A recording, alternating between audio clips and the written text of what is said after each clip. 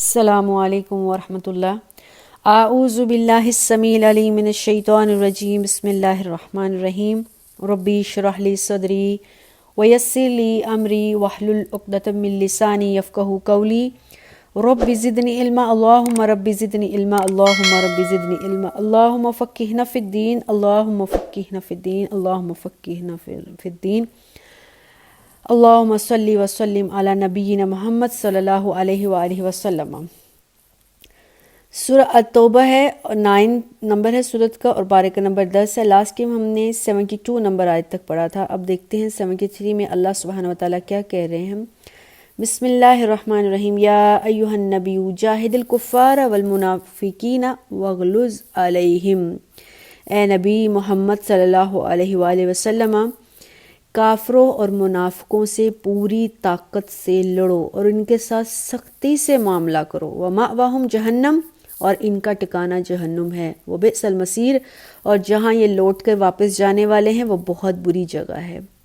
یخلفون باللہ ما قالوا، وہ قسمیں کھاتے ہیں اللہ کی جو انہوں نے کہا ہے۔ وَلَقَدْ قَالُوا كَلِمَةَ الْكُفْرِ، انہوں نے کفر کے کلمے کہے ہیں۔ وَكَفَرُوا بَعْدَ إِسْلَامِهِمْ، اسلام لانے کے بعد انہوں نے کفر اختیار کیا ہے۔ وَهَمُّوا بِمَا لَمْ يَنَالُوا، انہوں نے ایسی باتوں کا ارادہ کیا ہے جو کہ اللہ ان کی پوری نہیں کرنے والا۔ پہلے ہم آیت نمبر 73 کو اچھی طرح سمجھ لیں، جہاں پہ اللہ سبحانہ وتعالیٰ نے کافروں اور منافقین سے جہاد کا حکم دیا ہے۔ ہم دیکھتے ہیں اس سے پہلے جب بھی اللہ سبحانہ وتعالیٰ نے منافقین کا ذکر آیا تو ان کے ساتھ جنگ کا حکم نہیں آیا، ہمیشہ کافروں اور مشرکوں سے جنگ کرنے کا حکم آیا، کبھی منافقوں سے نہیں آیا ہے۔ تو یہ پہلی بار ہوا ہے کہ اللہ کے نبی کو اللہ نے حکم دیا ہے کہ جہاں کافروں کے ساتھ جنگ کرنی ہے وہاں منافقین سے بھی کرنی ہے، کیونکہ اس سے پہلے ہم نے 67 نمبر آیت سے لے کر آگے ہم نے پڑھا تھا کہ اللہ سبحانہ وتعالیٰ کے نزدیک منافقین اور کافر ایک ہی صف میں شامل ہے، دونوں کا ایک ہی کام ہے۔ تو اس لیے اللہ سبحانہ وتعالیٰ نے یہاں پر کہا کہ اے نبی آپ نے کافروں اور منافقوں سے پوری طاقت سے جنگ کرنی ہے اور ان کے ساتھ سختی سے رویہ اختیار کرنا ہے۔ اب یہاں تک یہ جو آیات نازل ہوئی ہیں یہ غزوہ تبوک کے بعد کی آیات ہیں، اور اس وقت تک 9 سال گزر چکے تھے اللہ کے نبی کو ان منافقین کے ساتھ رہتے ہوئے۔ تو اب یہ سوال ہوتا ہے کہ ابھی تک اللہ کے نبی کو حکم کیوں نہیں آیا کہ منافقین کے ساتھ بھی یہی رویہ رکھنا ہے جو کفار کے ساتھ ہے؟ تو اس کی 2-3 وجوہات ہیں۔ اللہ کے نبی کے سامنے یہ لوگ جو ہے وہ پریٹینڈ کرتے تھے کہ وہ مسلمان ہیں، جبکہ اللہ کے نبی کو اور اللہ کو اس بات کا پہلے دن سے ہی پتہ تھا۔ لیکن اللہ کی نبی کی جو طبیعت تھی وہ نرم مزاج، آپ نرم مزاج تھے، کسی کو سزا دینے سے بہتر تھا کہ آپ کے نزدیک درگزر کیا جائے، معاف کیا جائے۔ یہاں تک کہ اللہ حکم بھی دیتے تھے نا تو اللہ کے رسول ان کے لیے نرمی کی اللہ سے گزارش کرتے تھے۔ دوسری وجہ یہ تھا کہ اگر آپ مسلمانوں کے اندر رہتے ہوئے ان منافقین کے ساتھ برا سلوک کرتے تو مسلمانوں کی سلطنت کبھی بھی مضبوط نہ رہتی۔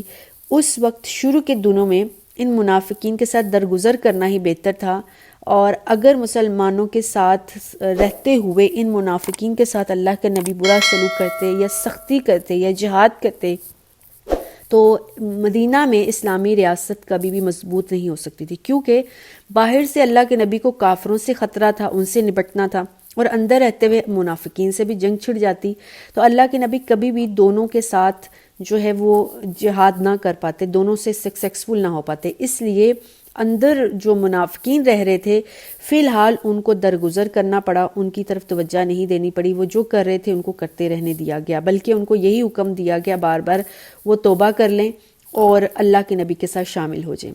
پہلی وجہ ہے ابھی تک جو اللہ تعالیٰ نے منافقین کے ساتھ اللہ کے نبی نے برا رویہ نہیں رکھا، اللہ نے نہیں رکھا، وہ اللہ کے نبی کی طبیعت نرم تھی۔ دوسری وجہ جو ہم نے دیکھی، اللہ کے نبی ان سے ابھی جنگ چھیڑنا نہیں چاہتے تھے، 9 سالوں میں اللہ کے نبی نے باہر کی دنیا سے مقابلہ کیا ہے۔ تیسری وجہ تھی اغیار، یعنی اگر مسلمانوں کے ساتھ بھی اللہ کے نبی، یہ منافقین کے ساتھ بھی اللہ کے نبی شروع کر لیتے بات، تو جتنے بھی دوسرے لوگ تھے وہ آپ صلی اللہ علیہ وسلم کو تانا دیتے کہ آپ کے اندر رہتے ہوئے، آپ کے ساتھ نمازیں پڑھتے ہوئے یہ لوگ آپ کے ساتھ دن رات زندگی گزارتے، تو اللہ کے نبی پھر بھی ان کے ساتھ برا سلوک کرتے ہیں۔ حالانکہ کئی مقامات ایسے آئے ہیں جہاں اللہ کے نبی ان منافقین سے حد سے زیادہ تنگ ہو گئے۔ غزوہ بنی مستلق جہاں پر حضرت عائشہ رضی اللہ تعالیٰ عنہ پر تہمت لگی ہے، اس کی واپسی کے بعد عبداللہ ابن ابی نے اوس اور خزرج کے درمیان میں انتشار و فتنہ پیدا کر دیا تھا، اور رسول اللہ صلی اللہ علیہ وسلم کے حق میں نازیبا الفاظ بھی کہے تھے، اور حضرت عمر رضی اللہ تعالیٰ عنہ اس وقت آپ سے اجازت مانگی تھی، اللہ کے نبی مجھے حکم دے میں ان کو قتل کر دوں، لیکن اللہ کے نبی نے سختی اور جبر سے کام نہیں لیا، کیونکہ اللہ کے نبی نہیں چاہتے تھے کہ کافر آپ کو یہ تانا دیں کہ یہ مسلمان جو دن رات آپ کے ساتھ ہیں، جو ہیں منافقین، لیکن کافر اس کو کہہ رہے ہیں کہ یہ مسلمان جو دن رات اللہ کے نبی کے ساتھ رہتے ہیں، اللہ کے نبی نے ان سے بھی جنگ چھیڑ لی ہے۔ تو یہاں پر 9 سال تک اللہ نے منافقین کے ساتھ سختی کا رویہ نہیں رکھا ہے ابھی تک۔ ہاں، بارہا اللہ نے یہ ضرور کہا ہے کہ منافقین کا ٹھکانہ جہنم میں ہے، ان کے ساتھ برا سلوک ہوگا، لیکن کبھی بھی ان کے اوپر سختی کا رویہ نہیں آیا ہے۔ اور اللہ کے نبی کو جب جہاد کرنے کا حکم بھی اس آیت میں اللہ نے دے دیا ہے نا، تو اللہ کے نبی نے پھر بھی جہاد نہیں کیا، جہاد بالسیف، تلوار سے جہاد نہیں کیا ہے، کیونکہ مومنین کا ظاہر تو اسلام والا تھا، البتہ اندر سے باطن کا معاملہ اللہ کو پتہ ہے، اس لیے مومنین کے ساتھ رہنے کے ساتھ منافقین مسلمانوں کے ساتھ رہ رہے ہیں، کبھی کبھی نمازیں بھی پڑھ لیتے ہیں، صدقات بھی دیتے ہیں، زکوٰۃ بھی دیتے ہیں، کبھی کبھی جہاد میں بھی حصہ لے لیتے ہیں، اس لیے ان کی جانیں اور مال اللہ کے نبی کے ہاتھوں محفوظ ہیں، کیونکہ ظاہری طور پر وہ مسلمان ہیں۔ اور اگر اللہ کے نبی ان کی ساری سازشوں کو جاننے کے باوجود بھی نرم رویہ رکھے ہوئے ہیں، تو اس لیے اسلامی معاشرہ صحیح چل رہا تھا۔ اگر اللہ کے نبی ان کے ساتھ جیسے کہ کفار کے ساتھ جہاد کر رہے تھے، تلوار کے ساتھ ان کے ساتھ بھی کرتے، تو پھر کیا ہونا تھا؟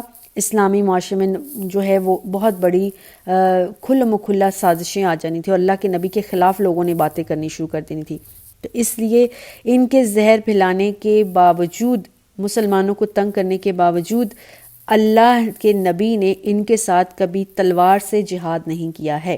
ہاں، اس آیت 73 میں جب اللہ تعالیٰ نے یہ کہہ دیا ہے کہ کافروں اور منافقین سے جہاد کرو، تو اب اللہ کے نبی نے نیکسٹ پھر منافقین سے جہاد کیسے کیا؟ کافروں سے تو ابھی بھی ویسے ہی جہاد کیا، تلوار کے ساتھ جیسے کیا جاتا ہے، لیکن منافقین کے ساتھ رویہ یہ رکھا، تلوار سے جہاد نہیں کیا، لیکن پہلے اللہ کے نبی منافقین کی باتیں سنتے تھے، ان پر اعتبار بھی کرتے تھے، ان کے مشوروں پر عمل بھی کرتے تھے۔ اب آئندہ سے اللہ کے نبی نے نہ تو ان کی باتوں پر اعتبار کیا ہے، اور اس سے پہلے اللہ کے نبی ان کے فتنوں پر پردہ ڈال دیا کرتے تھے، اب اللہ کے نبی ان کے فتنوں پر پردہ نہیں ڈالتے ہیں تاکہ معاشرے میں نفاق نہ پھیلے۔ اللہ کے نبی کھل مکھلا ان کی سازشوں کو بے نقاب کرتے تھے، ان کی شہادت کا کبھی بھی اعتبار نہیں کیا جاتا تھا، اور منافقین کو جماعت کے مشورے جو مسلمان آپس میں مل کر مشورہ کرتے تھے، ان مشوروں سے بھی الگ رکھا گیا۔ منافقین کو اب کوئی عہدہ یا منصب مدینہ کی ریاست میں نہیں دیا گیا، نہ ہی مسلمانوں نے ان سے کوئی میل جول اور تعلقات قائم کیے ہیں، جس سے صاف واضح ہو گیا کہ اسلامی معاشرے میں منافقین کی کوئی عزت نہیں ہے۔ اب وہ ایک الگ تھلگ مسلمانوں سے زندگی گزار رہے تھے، اور وہ ایسا کیوں کر رہے تھے؟ اللہ کے نبی ان کے ساتھ ایسا سلوک کیوں کیا ہے؟ آگے آیت نمبر 74 میں کلیئر ہو جائے گا۔ یخلفون باللہ ما قالوا، وہ جو بھی بات کرتے ہیں وہ آگے سے قسمیں کھا لیتے ہیں کہ ہم نے یہ بات نہیں کی۔ اللہ اس کے رسول کے خلاف جب بھی وہ کوئی بات کرتے تھے، اور وہ بات جب اللہ کے نبی کو پہنچتی تھی، تو وہ آگے سے قسم کھا لیتے تھے ہم نے یہ بات نہیں کی۔ وَلَقَدْ قَالُوا كَلِمَةَ الْكُفْرِ، حالانکہ وہ کفر کے کلمے منہ سے بولتے تھے، وَكَفَرُوا بَعْدَ إِسْلَامِهِمْ، اسلام لانے کے بعد وہ کفر اختیار کر لیا انہوں نے، وَحَمُّوا بِمَا لَمْ يَنَالُوا، اور انہوں نے یہ پکا ارادہ کر لیا ہے کہ وہ کچھ ایسا نہیں کریں گے جو اسلام کو فائدہ دے گا، نقصان والا ہی کام کریں گے۔ وَمَا نَقَمُوا إِلَّا أَنْ أَغْنَاهُمُ اللَّهُ وَرَسُولُهُ مِنْ فَضْلِهِ، اب اللہ ان کے ساتھ ہوگا کیا؟ ان کی ایسی بری یہ جو چیز ہے، اللہ اس کے رسول کی مہربانی ہوگی، اللہ تعالیٰ نے پھر بھی ان کو غنی کر دیا، ان کو معاف کر دیا۔ تو اب آگے اللہ تعالیٰ کہہ رہے ہیں فَإِن يَتُوبُوا يَكُ خَيْرًا لَكُمْ، اگر یہ اللہ تعالیٰ سے توبہ کرتے ہیں تو اللہ تعالیٰ کے نزدیک، اللہ کے رسول کے نزدیک یہ ان کے بہتر ہوگا۔ وَإِن تَتَوَلُّوا يُعَذِّبْهُمُ اللَّهُ عَذَابًا أَلِيمًا فِي الدُّنْيَا وَالْآخِرَةِ، لیکن اگر یہ توبہ نہیں کرتے، وہی شرارتیں دوبارہ کرتے ہیں، اللہ اس کے رسول کے خلاف کفریہ کلمے کہتے ہیں، پھر اللہ کو ان کی کوئی پرواہ نہیں ہے، ان کے لیے دنیا میں بھی عذاب ہے اور آخرت میں بھی عذاب ہے۔ وما لہم فی الارض من ولی ولا نصیر، اس دنیا میں رہتے ہوئے ان کے لیے کوئی بھی دوست اور مددگار نہیں رہے گا۔ اب انہوں نے کب کب کفریہ کلمے کہیں، اس کے کوئی ایک آدھ واقعات نہیں، بہت بڑے زیادہ واقعات ہیں، لیکن اللہ اور اس کے نبی کی سب سے بڑی بلیسنگ ان کے اوپر یہ ہے کہ اللہ نے ان کے اس راز کو نہیں کھولا۔ اللہ کے نبی کتنے بڑے پردہ دان ہیں، کتنے بڑے کھلے دل کے ہیں، رحمت للعالمین ہیں نہ۔ اللہ نے واضح طور پر اللہ نے ایک بات کہی ہے آیت نمبر 73 میں کہ 74 جو ہم پڑھ رہے ہیں کہ انہوں نے کفریہ کلمے کہے ہیں، لیکن اللہ نے بھی خاص طور پر نشاندہی نہیں کی کہ کب انہوں نے اللہ کے نبی کی توہین کی ہے، نعوذ باللہ من ذالک، اور کب انہوں نے کفریہ کلمے کہے ہیں۔ ہاں، بہت زیادہ دفعہ انہوں نے ایسے کوئی ایک آدھ واقعہ نہیں، بہت دفعہ بہت سے موقعوں پر انہوں نے کفریہ کلمے کہے ہیں، بہت سے موقع پر انہوں نے اللہ کے نبی کی توہین کی ہے، اللہ کے نبی کو نعوذ باللہ قتل کرنے کی، شہید کرنے کی سازش کی ہے۔ یہ واقعات الگ ہیں، لیکن کوئی ایک واقعہ نہیں ہے جب انہوں نے اسلام کو تنگ نہیں کیا ہے، بہت سے واقعات بھرے پڑے ہیں۔ ہاں، اس آیت میں خاص طور پر جن دو واقعات کی طرف اشارہ ملتا ہے احادیث میں ہمیں، وہ ہم یہاں تذکرہ کرتے ہیں۔ حضرت زید بن ارقم کہتے ہیں کہ ایک لڑائی ہوئی تھی غزوہ بنی مستلق سے واپسی کے بعد، یہ مہاجرین اور انصار کے آپس میں جھگڑا ہوا تھا، تو عبداللہ ابن ابی کو ہم نے یہ کہتے سنا ہے، انہوں نے لوگوں کو کہا، لوگو تم ایسا کرو، اس پیغمبر کے پاس جو بھی مہاجرین آئے ہیں تم ان کے ساتھ اچھا رویہ نہ رکھو، ان کو کچھ دو نہ، خرچ نہ کرو۔ جب تم ان کے ساتھ اچھا رویہ نہیں رکھو گے، ان کو اپنے ساتھ شریک نہیں کرو گے، ظاہر ہے انصار نے اللہ کے نبی سے وعدہ کیا تھا کہ وہ مہاجرین کو اپنا بھائی بنائیں گے۔ اب عبداللہ بن ابی نے مدینہ کے انصار کو مشورہ دیا کہ ان کو بھائی بنانا چھوڑ دو، جب دیکھیں گے یہاں ہمارا کوئی مددگار نہیں، خود بخود واپس جو ہے وہ مکہ چلے جائیں گے، اور یہ تمہارے ساتھ یہ جو بار بار کفار مدینہ لڑائی کرنے آتے ہیں، دراصل تمہارے ساتھ تو ان کی جنگ ہی نہیں ہے، جنگ تو ان کی ان مہاجرین کے ساتھ ہے جو مکہ سے آئے ہوئے ہیں۔ جب یہ واپس چلے جائیں گے تو نہ کوئی جنگ ہوگی، ہم یہاں امن سے رہیں گے، عزت سے رہیں گے۔ اور جب اللہ کے نبی مدینہ سے چلے جائیں گے تو یہاں پر عزت والا یعنی عبداللہ ابن ابی نعوذ باللہ خود یہاں پر سردار بن جائے گا، اور محمد صلی اللہ علیہ وسلم نعوذ باللہ یہاں سے چلے جائیں گے۔ تو یہ بات جو ہے زید بن ارقم نے اپنے کانوں سے سنی ہے، اور پھر یہ اس نے اپنے بات جو ہے اپنے چچا سعد بن عبادہ اور حضرت عمر سے بھی بیان کی، اور انہوں نے رسول اللہ صلی اللہ علیہ وسلم کو جا کے کہا، آپ نے حضرت زید بن ارقم کو اپنے پاس بلایا، کہا کہ کیا ایسا واقعہ ہوا ہے؟ عبداللہ ابن ابی نے اپنے ساتھیوں کے ساتھ مل کر یہ پلاننگ کی تھی؟ تو حضرت زید بن ارقم کہتے ہیں کہ جی انہوں نے کہی تھی۔ تو اب حضرت محمد صلی اللہ علیہ وسلم نے عبداللہ ابن ابی اور اس کے ساتھیوں کو بلایا، مگر وہ صاف مکر گئے، انہوں نے قسمیں کھانا شروع کر دی، انہوں نے کہا ہم نے ایسا ہرگز نہیں کیا، یہ ہم پر جھوٹا الزام ہے۔ تو اس بنا پر اللہ کے نبی نے کیا کیا، حضرت زید بن ارقم کی بات پر اعتبار نہیں کیا، بلکہ عبداللہ ابن ابی اور اس کی ساتھیوں پر اعتبار کیا، کیونکہ حضرت زید اکیلے تھے اس بات کو سننے والے، اور عبداللہ ابن ابی منافق اور اس کے ساتھی کافی زیادہ تھے۔ اب زیادہ کی شہادت پر اللہ کے نبی نے ایک ہی شہادت کو نہ مانا۔ اس بات پر اللہ نے اپنے نبی کے اوپر پوری سورہ المنافقون نازل کی ہے۔ پھر اللہ کے نبی نے حضرت زید بن ارقم کو بلایا اور ساری وہ سورت ان کو پڑھ کے سنائی، اور حضرت زید کو کہا رضی اللہ تعالیٰ عنہ کو، اللہ نے تمہاری تصدیق کر دی ہے۔ بخاری میں کتاب و تفسیر سورہ المنافقون میں یہ پورا کا پورا واقعہ ہے، یہاں پر ہم نے جو مختصر بات کی ہے۔ تو اس آیت میں آیت نمبر 74 سورہ التوبہ میں جو اللہ تعالیٰ نے کہا ہے نا کہ منافقین سازشیں کرنے کے بعد، کفریہ کام کرنے کے بعد قسمیں کھا لیتے ہیں، مکر جاتے ہیں، یہاں پر بھی اسی آیت اسی واقعے کی طرف اشارہ ہے۔ اس کے بعد اور کئی مقامات پر کفار کے ساتھ، قریش مکہ کے ساتھ، یہودیوں کے ساتھ مل کر منافقین نے سازشیں کی ہیں۔ غزوہ احد مشہور ہے، غزوہ تبوک بہت مشہور واقعہ ہے، اور سب سے بڑھ کر جو سب سے زیادہ اذیت ناک تکلیف دہ بات ہے مومنین کے لیے بھی، قیامت تک آنے والے مومنین کے لیے اور اس زمانے کے مسلمانوں کے لیے، خود اللہ سبحانہ و تعالیٰ کے نزدیک جو سب سے زیادہ ناپسندیدہ کام ہے ان منافقین کا، نعوذ باللہ اللہ کے نبی کو قتل کرنے کی سازش، جو اس آیت میں اللہ نے کہا ہے کہ اللہ تعالیٰ پھر بھی ان پر رحم کر رہا ہے اگر وہ توبہ کر لیں۔ اب ان منافقین نے ایک پلاننگ بنائی کہ اہل عقبہ کو گھاٹی کا ایک نام ہے، وہاں پر اللہ کے نبی کا لشکر جانا تھا، وہاں سے گزرنا تھا۔ انہوں نے آپس میں پلاننگ بنائی، جب اللہ کے نبی اس گھاٹی سے گزریں گے، اس پہاڑی کے اوپر چڑھیں گے، ہم اللہ کے نبی کو دھکا دے دیں گے، نعوذ باللہ من ذالک، اور اللہ کے نبی شہید ہو جائیں گے۔ تو اللہ کے نبی جیسے ہی اس پہاڑی کے پاس پہنچے تو اللہ نے وحی کے ذریعے اللہ اپنے نبی کو اس بات کی اطلاع دے دی ہے۔ اس وقت کسی کو اس بات کی خبر نہیں تھی۔ آپ صلی اللہ علیہ وسلم نے ایک شخص کو بلایا اور کہا کہ اعلان کر دو جتنے بھی لوگ میرے ساتھ سفر میں آ رہے ہیں وہ کوئی بھی اس پہاڑی کی طرف نہ آئے، دوسرے کھلے راستے کی طرف سے، یعنی راستہ چینج کر کے چلے جائیں، کیونکہ اللہ کے نبی کو پتہ تھا اگر یہ لوگ بھی میرے ساتھ آئے تو کہیں یہ بھی ان کے ساتھ بھی برا سلوک نہ ہوا ہو۔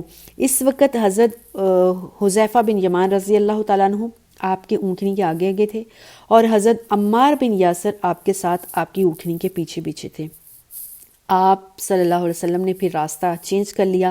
ظاہر ہے اللہ کے نبی کو اللہ نے اطلاع دے دی، لیکن منافقین نے پھر بھی اپنے ارادے پر ڈٹے رہے، ان کی اپنے پلاننگ پوری کرنے کی سازش پوری پر لگے رہے۔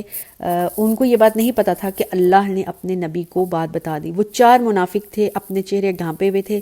جب آپ صلی اللہ علیہ وآلہ وسلم تک پہنچنے ہی والے تھے تو اللہ نے حضرت حذیفہ کو، اللہ کے نبی نے حضرت حذیفہ کو حکم دیا ان منافقین کی سواریوں کے چہروں پر ضرب مارو۔ تو حضرت حذیفہ نے سواریوں کے چہروں پر ضرب ماری، وہ سواریاں بھدکنے لگی، اور انہوں نے ساتھ ہی زوردار آواز میں حضرت حذیفہ نے کہا اللہ کے دشمنوں یہاں سے دفع ہو جاؤ۔ تو حضرت حذیفہ نے یہ پکارا ہی تھا تو منافقوں کو معلوم ہو گیا کہ اللہ سبحانہ و تعالیٰ نے اپنے نبی کو وحی کے ذریعے اطلاع دے دی ہے۔ اب رسول اللہ صلی اللہ علیہ وسلم جلدی جلدی وہاں سے اترے اور لشکر کے ساتھ مل گئے، اور یہ منافقین بھی لشکر کے ساتھ جا کے مل گئے۔ حضرت حذیفہ کہتے ہیں کہ اللہ کے نبی نے مجھے ان منافقین کے پہچان، ان کے نام، ان کے بابوں کے تک کے نام بھی بتائے تھے، اور میں پہچانتا تھا وہ منافقین کون ہیں، لیکن اللہ کے نبی نے مجھے ان کا نام باقی صحابہ کے سامنے بتانے سے منع کر دیا، اور اللہ کے نبی نے کبھی ان کے نام نہیں رکھے، واپس ظاہر نہیں کی۔ اس کو کہتے ہیں رحمت للعالمین، اس کو کہتے ہیں رازدان رسول۔ اور یہ کتاب صحیح مسلم میں بہت لمبی چوڑی ایک حدیث ہے جس کا ہم نے شارٹ یہاں پہ پڑھا ہے۔ تو اس سے کیا خبر ملی، کیا بات سمجھ میں آئی کہ منافقین جو ہے انہوں نے ہمیشہ اللہ اور اس کے رسول کے اگینسٹ کفریہ کلمے بکے ہیں۔ اللہ کے نبی نے، اللہ نے ان کے اوپر پھر بھی رحمتیں کی ہیں، اور آخر میں کہہ دیا ہے اگر وہ ابھی بھی توبہ کر لیتے ہیں، ابھی بھی وہ اسلام لے آتے ہیں، اپنی کرتوتوں سے باز آ جاتے ہیں تو اللہ نے ان کے حق میں بہتری کر دے گا۔ لیکن اگر وہ اللہ اور اس کے رسول کی بات کا انکار کرتے ہیں، اعراض کرتے ہیں، تو ان کے لیے دردناک عذاب اس دنیا میں بھی اور آخرت میں بھی، اور پھر اس پوری روئے زمین کے لیے ان کے اوپر کوئی مددگار نہیں ہوگا۔ اور یہ بات ثابت ہو گئی، بعد میں منافقین کی کوئی عزت نہیں رہے گی مدینے میں، ہار کے آہستہ آہستہ ان منافقین کے ساتھ سب کو پتہ چل گیا کہ یہ جھوٹی قسمیں کھاتے ہیں۔ اللہ کے نبی کے ساتھ انہوں نے یہ سلوک کیا ہے۔ اللہ کے نبی کے خاندان، آپ کی وائف کے بارے میں، حضرت عائشہ کے بارے میں رضی اللہ تعالی عنہا ام المومنین کے بارے میں انہوں نے کیا پلاننگز کی تھی، سارے مومنین کو ان کی اس کرتوت کا پتہ چل گیا ہے۔ آیت نمبر 75 میں اللہ کہہ رہے ہیں وَمِنْهُمْ مَنْ أَحَدَ اللَّهُ لَئِنْ أَتَانَا مِنْ فَضْلِهِ لَنَصَدَّقَنَّ وَلَنَكُونَنَّ مِنَ الصَّالِحِينَ۔ اللہ جب ان کو کہتا ہے نا کہ اللہ کے راستے میں خرچ کرو، یہ غزوہ تبوک کی بات ہے، جب مسلمانوں کے اوپر گھٹن حالات ہیں، مشکل حالات تھے، معاشی حال میں مسلمانوں کے حالات مشکل ہو گئے تھے، تو اللہ کے رسول نے مسلمانوں کو کہا تھا جس کے پاس جو بھی ہے اللہ کے راستے میں خرچ کرو۔ تو یہ منافقین بہانہ بنا کے یہ چلے گئے اللہ کے نبی کے پاس سے، اگر اللہ ہمیں زیادہ مال دے گا تو ہم ضرور صدقہ کریں گے، ہم نیک بندے بن جائیں گے۔ لَأَتَانَا مِنْ فَضْلِهِ لَنَصَدَّقَنَّ، اگر اللہ ہمیں بہت زیادہ مال دے گا ہم ضرور صدقہ کریں گے، وَلَنَكُونَنَّ مِنَ الصَّالِحِينَ، اور ہم نیک لوگ بن جائیں گے۔ لیکن ظاہر ہے سانپ اپنی فطرت نہیں بدلتا، وہ اپنے راستے سے نہیں ہٹتے۔ فَلَمَّا آتَاهُمْ من فضلہ، اللہ کہہ رہا ہے جب اللہ نے ان کو دے دیا اپنے فضل سے بڑا مال و دولت، بخلوا بہا، انہوں نے بخل اختیار کیا، بخل کنجوسی کی، وتولوا، اور انہوں نے منہ پھیر لیا اپنی کمائی سے، جو ہے اللہ کے راستے میں دینے سے منہ پھیر لیا، اعراض کر لیا، وہم معرضون، اللہ کو پہلے ہی پتہ تھا وہ منہ پھیرنے والے ہیں، اللہ کو پتہ تھا کہ منافقین ایسا نہیں کریں گے۔ جب بھی مال کی ضرورت پڑی، جب بھی خیرات کی ضرورت پڑی، جب بھی نیک کاموں کے لیے ان کی ہیلپ کی ضرورت پڑی، تو ہمیشہ انہوں نے کہا ہمارے پاس غربت ہے. اگر اللہ ہمیں، منافقین جو کہہ رہے ہیں نا، اگر اللہ تعالیٰ ہمیں مالدار کر دے گا تو ہم خیرات کریں گے. اب اللہ تعالیٰ نے ان کو اپنے فضل و کرم سے مالدار کر دیا. انہوں نے بخل کا اختیار کیا اور انہوں نے یہ بہانہ کیا کہ یہ مال تو ہماری دن رات کی محنت ہے. اور حدیث میں آتا ہے کہ منافقین کی 3 بڑی نشانی ہیں. جب وہ بات کرتا ہے جھوٹ بولتا ہے، جب وعدہ کرتا ہے خلافی کرتا ہے، جب امانت دی جائے تو اس میں خیانت کرتا ہے، اور جب چوتھی ایک اور جگہ پہ نشانی ہے، جب جھگڑا کرتا ہے تو گالی گلوچ کرتا ہے. وعدہ کیا کہ اگر اللہ ہمیں مال دے گا تو ہم زکوٰۃ دیں گے، لیکن انہوں نے زکوٰۃ نہیں کی. جیسے کہ بارہا حدیث میں آیا ہے جو زکوٰۃ نہیں دیتا، زکوٰۃ سے انکار کرتا ہے، وہ پکا کافر ہے. تو یہ بات انہوں نے ثابت کر دی. دور نبوی میں بھی اور آپ کے اس دنیا سے تشریف لے جانے کے بعد بھی انہوں نے یہی کام کیا. حضرت ابوبکر جب خلیفہ بنے اس وقت تک منافقین بہت مالا مال ہو چکے ہوئے تھے، لیکن انہوں نے زکوٰۃ دینے سے انکار کر دیا. یہاں تک کہ حضرت ابوبکر صدیق، اب یہ لمبی بات ہے، شارٹ یہ کہ حضرت ابوبکر صدیق نے ان سے کہا کہ میں جہاد کروں گا، کیونکہ اللہ نے نماز نہ پڑھنے والے اور زکوٰۃ نہ دینے والے کے خلاف جہاد کا حکم دیا ہے. تو صحابہ نے کہا یہ لوگ نمازیں بھی پڑھتے ہیں، رمضان میں روزے بھی رکھتے ہیں، اور کیسے آپ ان سے جہاد کر سکتے ہو؟ لیکن پھر حضرت ابوبکر صدیق نے کہا کہ پورا اسلام پر عمل نہیں کرتے، اللہ نے ان کو زکوٰۃ کا بھی حکم دیا ہے لیکن یہ زکوٰۃ نہیں دیتے. پھر منکرین زکوٰۃ کے خلاف حضرت ابوبکر صدیق نے جو ہے وہ جہاد کیا تھا. تو جہاد جو ہے کے ساتھ ساتھ زکوٰۃ اور صدقات جو ہے یہ انسان کو کبیرہ گناہوں سے بچاتا ہے، اس کے لیے جنت کے دروازے کھول دیتا ہے، اور سلامتی کے ساتھ اللہ تعالیٰ کہتا ہے کہ اس جنت میں داخل ہو جاؤ. سنن نسائی میں باب الوجوب الزکوٰۃ کے اندر یہ لمبی حدیث ہے. تو اس ساری باتوں سے کیا سمجھ میں آیا کہ منافقین نے ہر وقت کوشش یہی کی ہے کہ کسی نہ کسی طرح ہیلے بہانے سے اسلام کی راہ میں رکاوٹ ڈالیں، اور جہاں پہ ان کا مال یا جان یوز ہوتی ہے اس سے کسی طرح سے بچ جائیں. آیت نمبر 77 میں اللہ کہہ رہے ہیں فَأَعْقَابَهُمْ نِفَاقًا فِي قُلُوبِهِمْ إِلَىٰ يَوْمٍ يَلْقَوْنَهُ بِمَا أَخْلَفُ اللَّهُ مَا وَعَدَهُ بِمَا كَانُوا يَكْذِبُونَ. اب کیا ہوگا؟ جس کے نتیجے میں اللہ تعالیٰ ان کے دلوں میں اس دن تک کے لیے نفاق ڈال دے گا جس دن اس سے ملیں گے.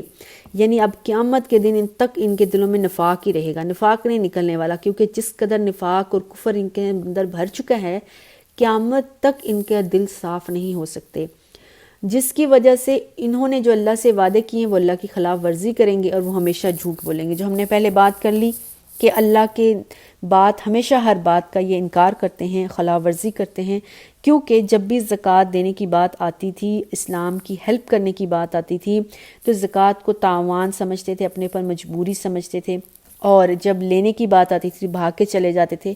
اور اسی طرح سے اگر جان کی اللہ کے نبی قربانی مانگتے ہیں، کہیں جان کا کام کرنا پڑتا ہے تو وہاں پر بھی ہیلے بہانے کر کے گھر پہ بیٹھ جاتے ہیں. یہ بات ہم نے پہلے پڑھ لی ہے. آیت نمبر 78 میں اللہ سبحانہ وتعالیٰ فرماتے ہیں الم یعلموا ان اللہ یعلم سرهم ونجواهم وان اللہ علام الغیوب. کیا ان کو نہیں پتا کہ اللہ تعالیٰ ان کے غیب کی باتوں کو بھی جانتا ہے، چھپی باتوں کو، یہاں تک کہ اللہ تعالیٰ ہر چیز کو خوب غیب کی باتوں کو جاننے والا ہے. آیت نمبر 79 الذین یلمزون متویین من المؤمنین فی الصدقات والذین لا یجدون الا جہدهم ویسخرون منہم سخر اللہ منہم ولہم عذاب علیم. ان منافقین میں سے کچھ ایسے ہیں جو خوشی سے صدقہ کرنے والے مومنین پر تانا زنی کرتے ہیں. ایسے تنگ دست مسلمان جو اپنی محنت کی کمائی کے سوا ان کے پاس کچھ نہیں ہے، یہ منافقین ان کا مذاق اڑاتے ہیں. اللہ بھی ان کا مذاق اڑائے گا، ان کے لیے دردناک عذاب ہے. جب غزوہ تبوک کے اندر اللہ سبحانہ وتعالیٰ نے ہیلپ مانگی تھی تو ہم نے پہلے بھی ڈسکس کیا تھا، حضرت عثمان، حضرت عبد الرحمن بن عوف رضی اللہ تعالیٰ عنہما نے بہت زیادہ صدقہ کیا کیونکہ ان دنوں میں مالدار تھے. اسی طرح حضرت عمر نے اپنے گھر کا آدھا مال، حضرت ابوبکر نے اپنے گھر کی ساری کمائی، اور حضرت ابو اکیل نے سارا دن مزدوری کی اور رات کو وہ جو بھی 1 سا ملا تھا ان کو کھجوروں کا، اس کو آدھا اپنے گھر کو دیا اور آدھا اللہ کے نبی کے پاس لے آئے. حالانکہ اس آدھے سا کی کوئی قدر و قیمت نہیں تھی، لیکن جس نیت، شوق اور رغبت سے وہ لے کر آئے، اللہ کے نبی نے اس آدھے سائے کو جو وہاں پر مال اکٹھا ہوا تھا مسجد نبوی کے صحن میں، اس کے اوپر ایسے بکھیر دیا. بخاری میں پوری ہے کتاب تفسیر میں سورۃ توبہ کی اس آیت کی تفسیر میں کہ اللہ کے نبی نے پورا ڈھیر کے اوپر کھجوروں کو ڈال دیا اور اللہ تعالیٰ نے کہا کہ یہ جو ہے نا اللہ تعالیٰ کے نزدیک بڑی اہمیت اور حیثیت رکھتا ہے جس شوق اور نیت سے حضرت عقیل لے کر آئے ہیں۔ اب جب حضرت عقیل رضی اللہ تعالیٰ عنہ، حضرت ابو مسعود انصاری کہتے ہیں کہ ہم لوگ جب اللہ کے نبی نے جن دنوں میں صدقات اکٹھا کرنے کا حکم دیا تھا، ہم سارا دن مزدوری کرتے تھے اور اس مزدوری سے جو بھی اکٹھا ہوتا تھا وہ اللہ کے راستے میں دے دیتے تھے۔ تو منافقین یہ حضرت عقیل اور ابو مسعود انصاری اور جو بھی ان جیسے مزدور اور کمزور اور غریب صحابہ تھے، اللہ کے راستے میں جو زیادہ صدقات اور خیرات نہیں دے پاتے تھے، ان کا مذاق اڑا رہے ہیں۔ وہ کہتے تھے کہ یہ اتنی سی بھلا زکوٰۃ، اتنی سی خیرات اللہ کو کیا پرواہ ہے، اور اللہ نے ان کے بارے میں کہا کہ اللہ کو ان کی بڑی پرواہ ہے، اللہ کے نزدیک بڑا اس کا درجہ ہے، اور خود اللہ کے نبی نے بھی اس کی بڑی تعریف کی۔ چونکہ اللہ کے نبی کو اور اللہ کو کسی کی نیت، شوق اور رغبت چاہیے، مال وہ نہیں چاہیے۔ اللہ خود غنی ہے، اللہ نعوذ باللہ من ذالک کسی سے مانگنے والا نہیں۔ یہاں پر ایک امتحان تھا کہ کون اپنے اچھے نیت سے، ایمان سے اللہ کے راستے میں خرچ کرتا ہے۔ اللہ سے دعا ہے ہمیں پکا سچا مومنین بنائیں، جب ہم مر جائیں تو ہمارا خاتمہ ایمان پر ہو، زندگی میں بھی اسلام اور ایمان پر گزرے اور آخری لمحات بھی ایمان اور اسلام پر گزریں، اور ہمارے نماز جنازہ کے لیے ہمارے مرنے کے بعد جو ہمارے لیے ہاتھ اٹھائیں، دعا کریں ہمارے لیے، وہ نیک صالحہ جماعت ہو، نیک صالحہ لوگ ہوں۔ والسلام علیکم ورحمۃ اللہ وبرکاتہ۔